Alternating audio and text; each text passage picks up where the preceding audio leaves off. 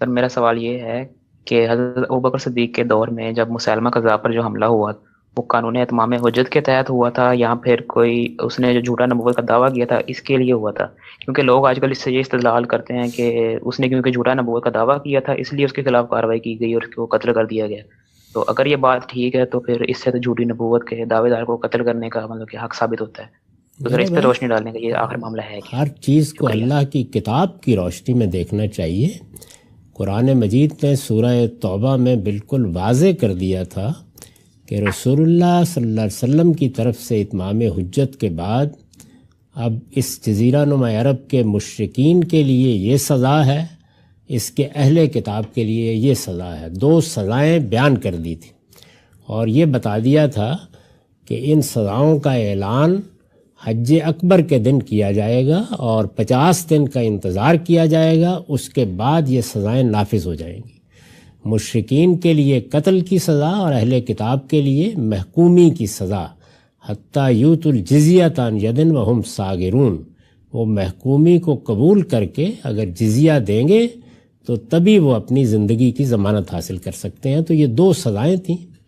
اب ظاہر ہے کہ رسول اللہ کے دنیا سے رخصت ہونے کے بعد جن لوگوں کے لیے یہ سزا کا اعلان کیا گیا اور وہ ایمان لا چکے تھے، پہلے مان چکے تھے، انہوں نے اگر کوئی ارتداد اختیار کیا، اپوسٹسی اختیار کی یا بغاوت کی یا کسی بات کو ماننے سے انکار کیا تو ان کے خلاف خود رسول اللہ نے واضح کر دیا تھا کہ وہی کارروائی کی جائے گی جس کا حکم قرآن نے دیا ہے. اور یہ بالکل منطقی بات ہے، کرولری ہے اس کی.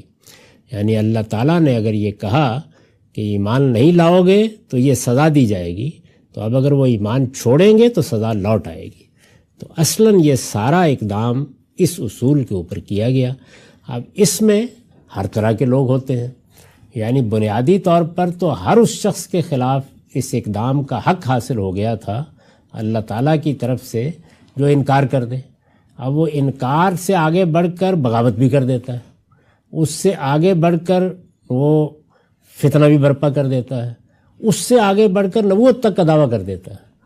تو یہ تو آخری درجے کا جرم ہو گیا پھر.